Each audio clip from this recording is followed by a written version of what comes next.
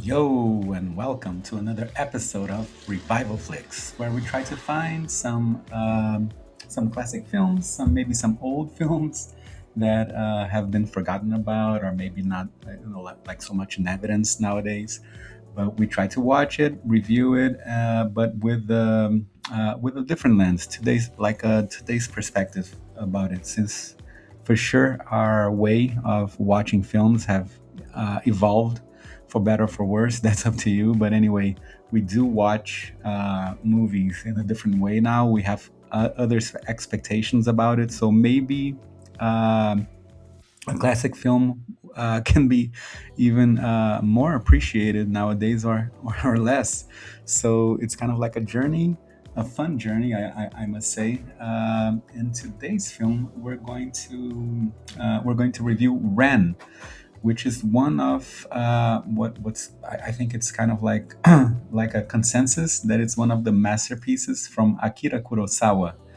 And for anyone that is already familiar with my channel, I had reviewed one of his what's in my perspective, not my personal opinion, one of his masterpieces, if not the masterpiece, which was Rashomon. So I had a review done about that, and while I was researching, what about Akira Kurosawa, what I would also mention in the review, I stumbled into this film, Ren. It had a very high rating in IMDb, which is my main source for researching, what I'm gonna watch next, or what other films, like a director did, or a writer, and so on. So instantly, I thought that this would. I mean, my expectations were up in the air, right? It had like an 8.2 rating in the IMDb, and the images were awesome. So I had. I really had like very high expectations for this one.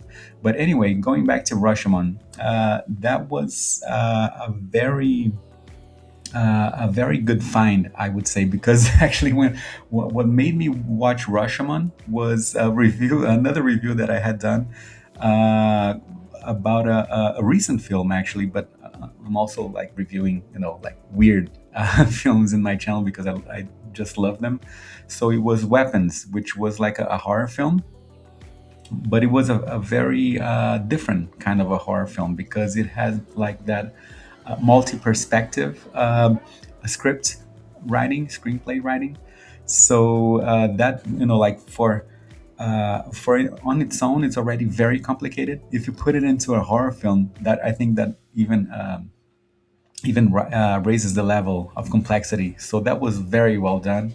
And then I kind of like researched and what was the, maybe like the first film that used that kind of technique, or so on writing, script writing. So Rashomon came up, and it was like from 1957. So I thought, whoa, like way back, let me I got me curious. Let me see what this kind of technique looked like way back, and it actually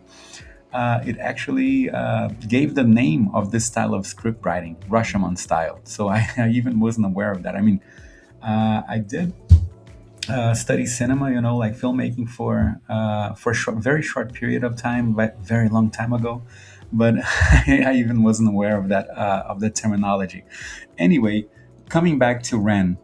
So it was nominated. It had like four Oscar nominations. So this was really a big deal, And it actually won for best costume design, which, in my opinion, was well deserved.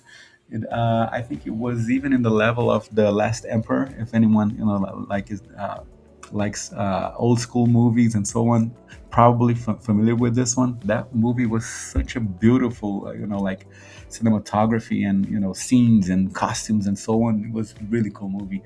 Anyway, it did win for best costume design. I'm gonna research with what other movies were nominated at that year. Just to see the level of competition. But in my opinion, well deserved.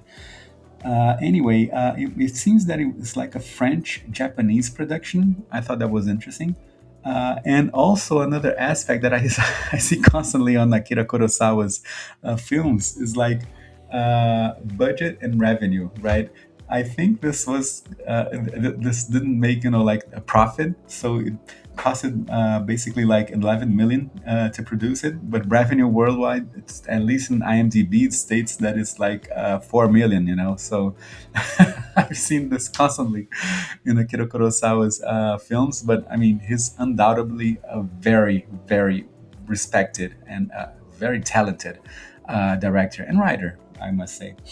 Anyway, so I already gave his name, as the director for this film, and I'm sure there are a lot of fans that follow his work. He does have like a very present name in the, especially for people that like the Japanese filmmaking and so on.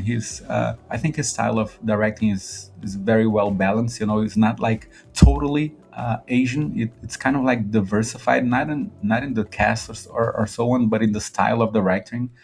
Um, Probably because he was. I mean, I didn't read his biography, but I imagine that he was received a lot of influence from Hollywood, filmmaking and so on. So that explains, how he penetrates so well in the Western world. But anyway, going to the rest of I mean, just to be clear, he also wrote this film. I think yeah, it was contribution. So the other two was Hideo Onugi and Masato Ide. I'm gonna I'm gonna look at what other films this these two also participated in the writing of. Was a very like solid, I would say solid old school type of storytelling. But I'm gonna get deeper into the weeds in a bit.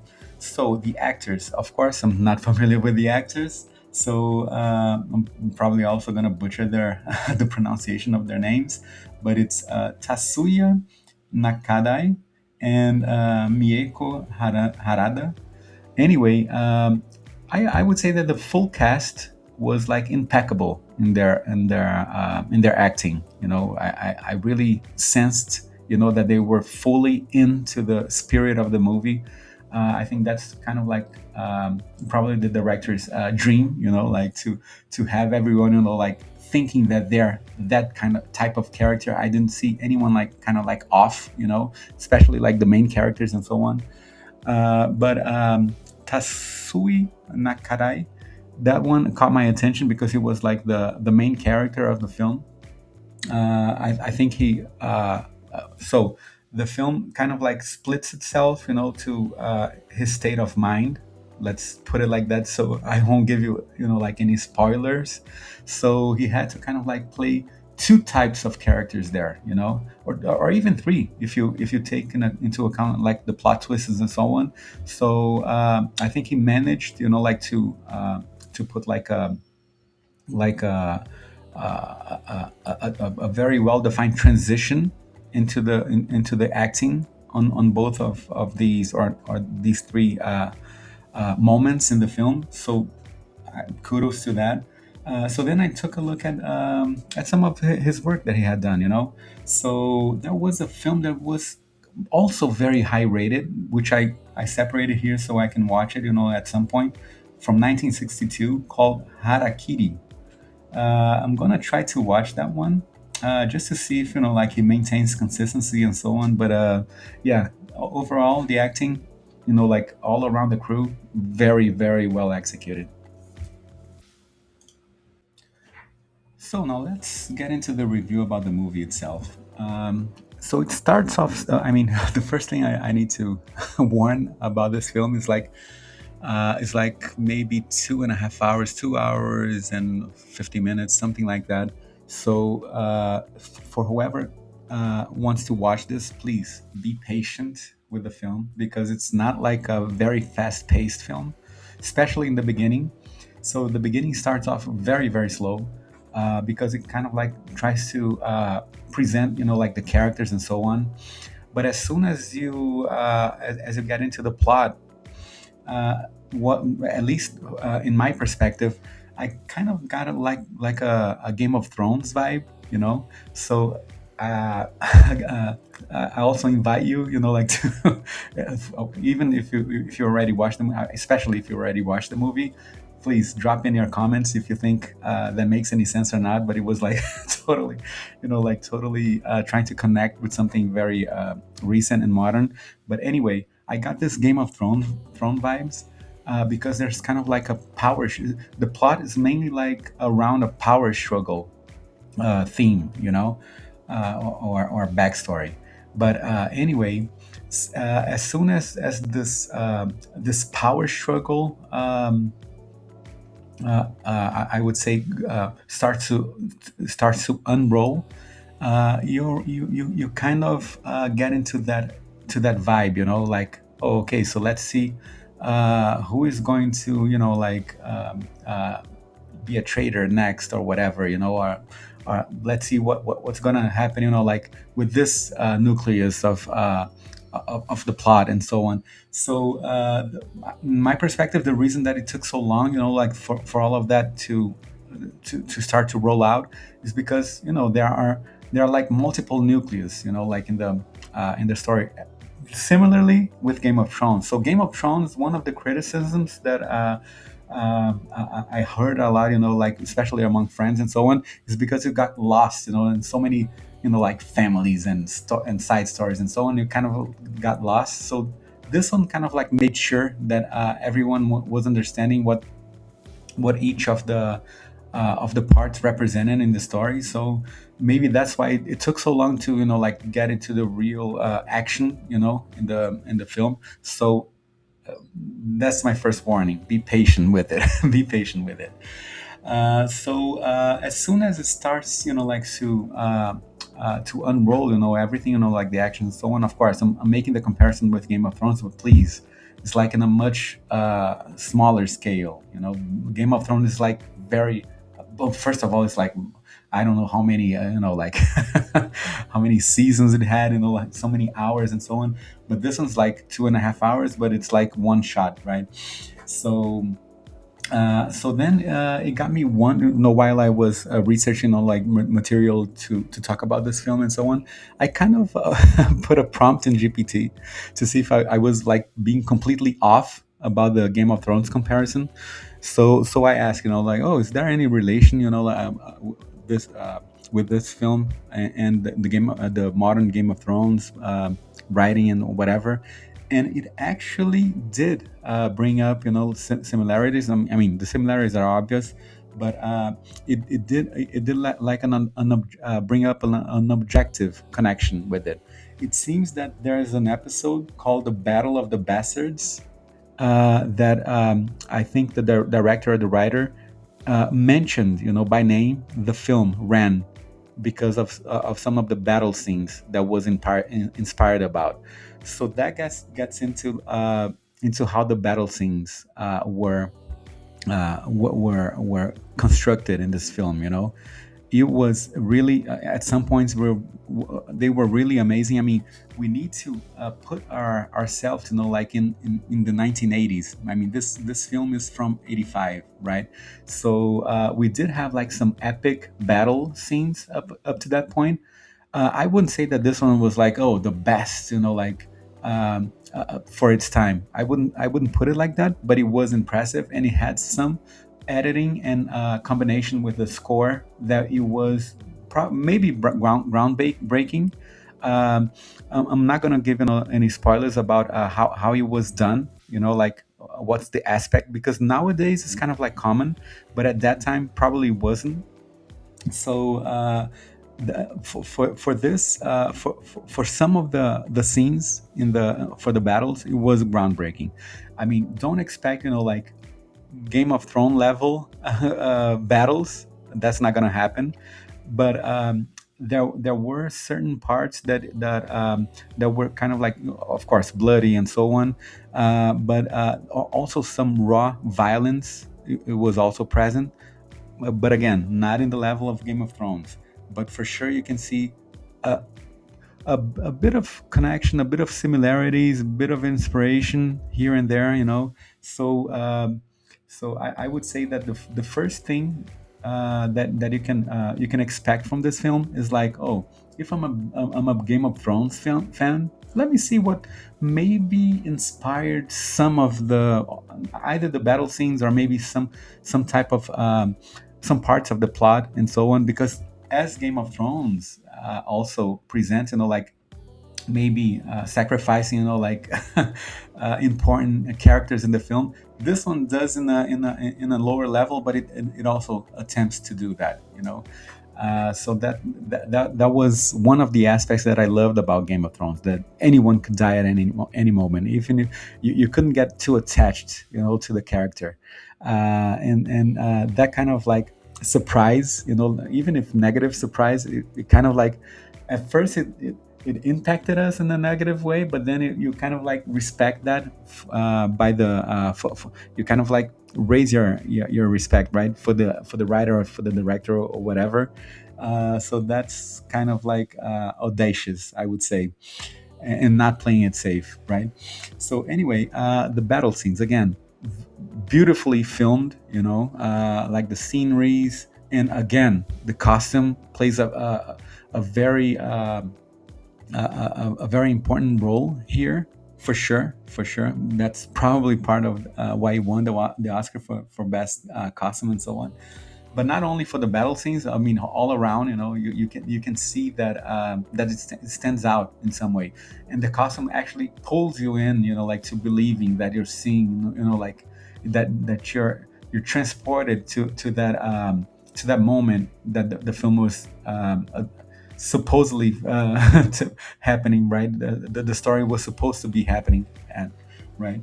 So anyway, still commenting about, like the relationship with Game of Thrones. So Game of Thrones, I think it impacted us, like impressed us so much, w- uh, with something that they managed to do very well, which was like the balance between like the battle scenes and the plots, right? So somehow they found the right balance, how much time to spend on each of these aspects during, like an episode or the full season and so on. This one was Ren was kind of like a bit off. Sometimes you would get a sense, okay, so there's too much, like there's too much battle scenes, in the sequence at this moment. Or sometimes you would get a sense, oh, there's too much, like plot building uh, time for this at this moment, so it didn't have that balance at it. But again, 1985, attempting something new and so on, it's not like that there was a genre already built, for this.